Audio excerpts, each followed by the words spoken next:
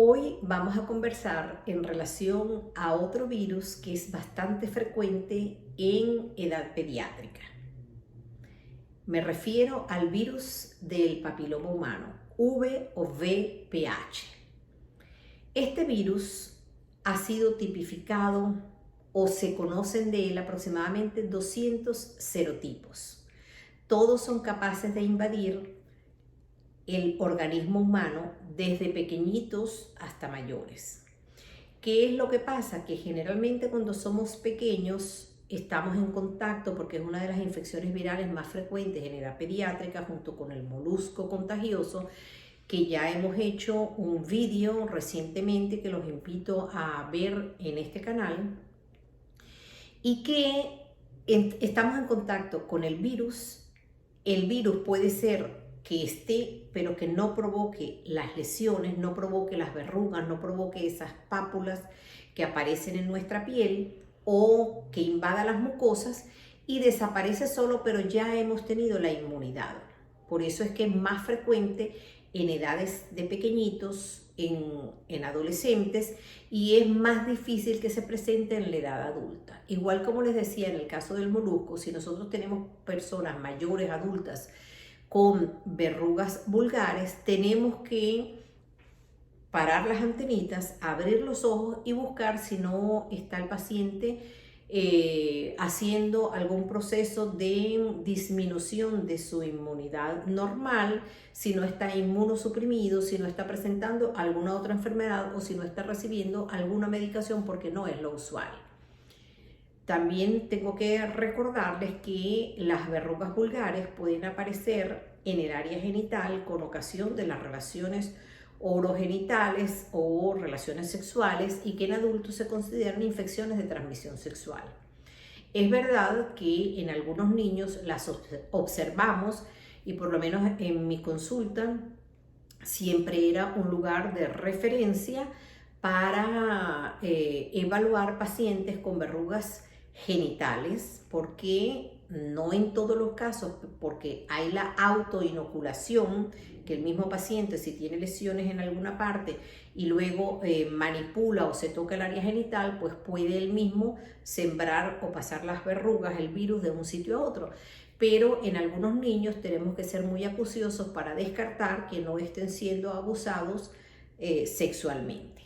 Pero es infrecuente, sin embargo, hay que tenerlo presente. Entonces, las verrugas vulgares, decía, son bastante comunes en la edad pediátrica, pueden aparecer en cualquier parte del cuerpo y pueden ser únicas o pueden ser múltiples. Pueden ser muy diminutas, pequeñitas, como las cabecitas de un alfiler, y que a veces nos cuesta hacer el diagnóstico diferencial cuando son tan pequeñitas con los moluscos contagiosos. Sin embargo, recuerden la diferencia, y por eso los invito a que vean el vídeo que hicimos recientemente, donde el molusco que es producido por un POX virus, un poxvirus, no tiene nada que ver con verruga vulgar, y el molusco es una papulita, un sobrecrecimiento redondeado, liso, brillante, con una umbilicación central y con un punto, un granito, que es lo que nosotros llamamos cuerpo del molusco, mientras que las verrugas vulgares tiende a ser un crecimiento como una papulita, como un granito, pero es verrugoso, así como un tipo coliflor, y eso se nota, y es más bien opaco, reseco, se ve un poquito blanco, pero no tiene ese brillo que tienen los moluscos. Entonces, las lesiones generalmente son pequeñas, pueden aparecer dispersas, pueden aparecer múltiples, como les decía, en cualquier parte. Las verrugas de la cara tienden a ser planas, se ve con mucha frecuencia en los adolescentes, en niños escolares, adolescentes, y hay que hacer diagnóstico diferencial con muchas otras enfermedades, pero sobre todo con el acné. Las verrugas pueden aparecer también, o generalmente se presentan en las manos, en las rodillas, en los pies de nuestros niños, sobre todo en esas áreas donde tienden a tener más traumatismo.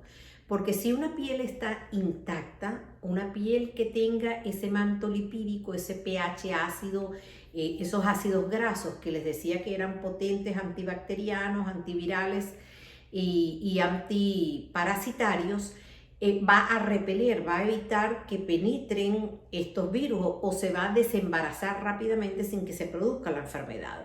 Sin embargo, cuando tenemos una piel descuidada o una piel reseca, o que genéticamente tengamos esa astiatosis o resequedad de la piel, como pasa en el caso de los pacientes con dermatitis atópica o pacientes que se maltratan la piel con detergentes, o dependiendo del trabajo también que se ve en adultos, pueden tener verrugas en las manos, sobre todo los pacientes que trabajan con carne, en carnicerías, en pescaderías, y que están todo el tiempo con las manos expuestas a la humedad.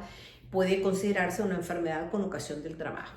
Pero les decía que si esta piel está rota, si ese manto lipídico, ese pH ácido no está, entonces es más factible que si el virus llegó a la piel, pues pueda penetrar la capa más baja, más profunda, es decir, la membrana basal de la epidermis, que es la capa más superficial de la piel. Tiene varias capitas, y en esa capa basal es donde las células se van a estar dividiendo. Esa división es necesaria para que el virus penetre y también se multiplique y se divida y vaya creando esos granitos que normalmente en la piel crecen como si fuese una pirámide. Crecen de esta forma, como este cono de otorrino, ¿vale? Y es lo que vemos, pequeñito por supuesto, pero esto es lo que vemos. O las planitas que les decía, que tienden a aparecer generalmente a nivel de la cara.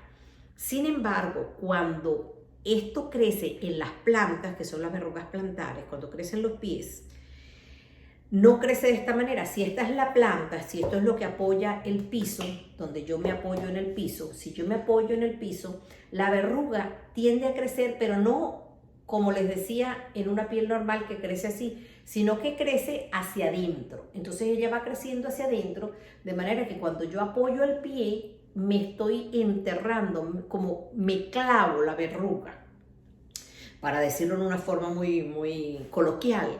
Y eso hace también que se rompan los vasitos que se encuentran en la dermis. Los vasos capilares que irrigan la piel se encuentran un poquitico más profundos. Provoca una ruptura de esos vasitos con unas microhemorragias, que son las que dan ese sangrado o ese puntillado que nosotros llamamos puntillado hemorrágico. Y se pigmenta, y muchos de ustedes o se conoce en el vulgo como ojo de pescado, ¿vale? Porque da ese aspecto que se los enseño aquí en la fotografía, como un puntilladito hemorrágico, que también en algunas verrugas traumatizadas por el rascado, por golpes o por roce en otras partes del cuerpo, también podemos ver esos puntitos negros que corresponden a ese sangrado o puntillado hemorrágico que les mencionaba. También podemos tener las verrugas a nivel periunguial o por debajo de la lámina de la uña, de la lámina unguial. Y en estos casos, dependiendo de la cronicidad, es decir, del tiempo de evolución que tengan los chicos o de la presentación que vemos, hay que hacer diagnóstico diferencial. Las verrugas virales, el VPH o VPH, es, como les decía, bastante frecuente y es una infección autolimitada, es decir, que el mismo organismo, igual como en el caso del molusco contagioso, se va a encargar de desembarazarse del virus, de sanar, y no deja cicatriz. De allí la importancia a la hora de tomar la decisión de si tratamos o no tratamos. Tengo que comentarles que existen aproximadamente 40 serotipos del virus del VPH que se sabe que pueden afectar la mucosa, sobre todo la mucosa genital. Y eso generalmente en las personas que tienen relaciones sexuales. Y por eso se considera una infección de transmisión sexual, y debe ser, se debe acudir, ¿no? Se debe tener el control con el especialista, y por eso es la recomendación de colocar la vacuna contra el VPH, contra el VPH, desde los 9 años, tanto en niños como en niñas. Preferiblemente antes de que hayan tenido ningún contacto sexual ni contacto con ninguno de estos virus o hayan padecido la infección. En esos casos, que no es el tema que nos ocupa, que no son las verrugas simples virales de nuestros niños, que son totalmente benignas, en el caso de las verrugas genitales, que también pueden afectar la mucosa de la boca por las relaciones orogenitales, la mucosa del ano, sí que algunos serotipos de ellos, los cuales están incluidos en esas vacunas que les decía, que hacen la prevención, pueden inducir alteración de las células, porque el organismo no se desprenda del virus y permanezca dentro de la célula durante mucho tiempo y provoque la malignización de esas células y que se conviertan en cáncer. Eso es en adultos. Eso sería tema para otro vídeo que haremos más adelante. Pero ahora volvamos otra vez a esas lesiones tan frecuentes como el acné y como el molusco en nuestros niños. Yo les recomiendo, en primer lugar, sustituto del jabón y un humectante, rutina en la piel para toda persona desde que nacemos hasta que nos vayamos de esta tierra. En segundo lugar, observar bien, revisar a sus niños cuando vienen de la guardería, cuando vienen del colegio, revisarlos, no con angustia ni con ansiedad, pero hay que revisar la piel. Y ante la aparición de una mínima lesión, es preferible que consulte con su médico de cabecera, con el médico general, con el dermatólogo pediatra, con el dermatólogo, con su médico de confianza. ¿Cuándo tratar las verrugas? Primero, son decisiones personales. Mire, me molesta, estéticamente no me gusta, la tiene en las manos, el niñito se maltrata, está traumatizada, le está picando, le está doliendo, necesito que usted me diga si realmente es una verruga vulgar o no. Y ahí tenemos el diagnóstico diferencial, porque pueden ser muchas las enfermedades o las patologías o las lesiones de piel que nos puedan dar una característica parecida a una verruga y no serlo. Entonces hay que ir con el especialista de piel para que confirme o no de qué se trata.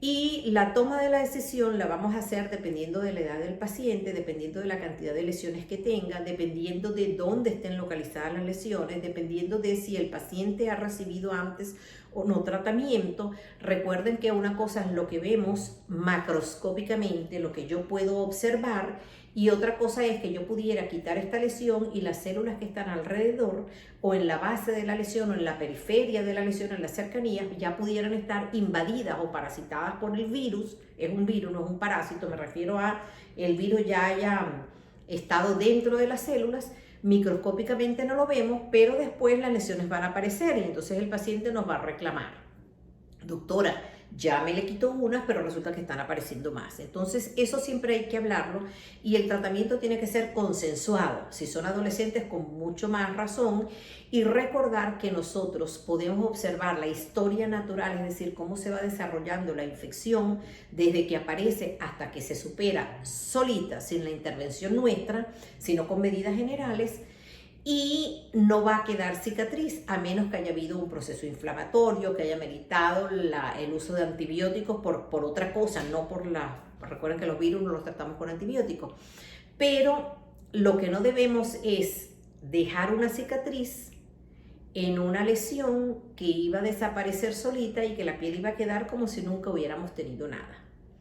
De allí que es muy importante sopesar. Y otra cosa que también va a influir es el dinero que usted tenga para pagar el tratamiento, la disponibilidad en un hospital público o en un hospital privado de los equipos, que puede ser láser, pueden ser los equipos de cirugía con frío local para destruir estas lesiones, pero siempre teniendo cuidado en no hacer daño, en no dejar cicatriz. Sobre todo es bastante difícil el tratamiento de las verrugas que son periunguiales alrededor de las uñas o subunguiales, y muchas veces entonces tenemos que tratar con tratamientos, valga la redundancia, intralesionales, es decir, inyectados en el lugar o donde están las lesiones, o incluso tratamiento tomado para ayudar a estimular la inmunidad del paciente y que las lesiones desaparezcan. También es importante recordar los remedios de la abuela. Doctora, que le pegué un esparadrapo o le pegué un tirroplomo, de esos que utilizan los plomeros, y se le cayó.